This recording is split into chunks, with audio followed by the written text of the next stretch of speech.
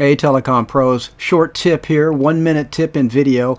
Sometimes you want to automate the dates in your dashboards or reports using Excel.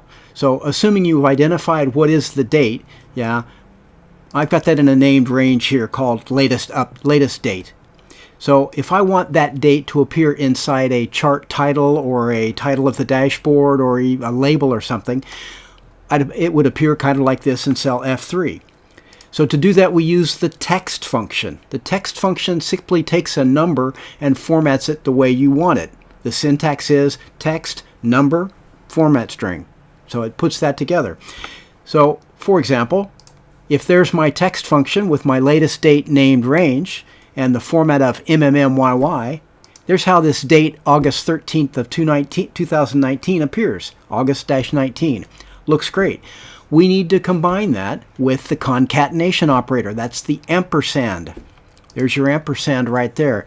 The way the ampersand works is it does exactly what it says. It concatenates two strings. So there's equals D concatenate and E.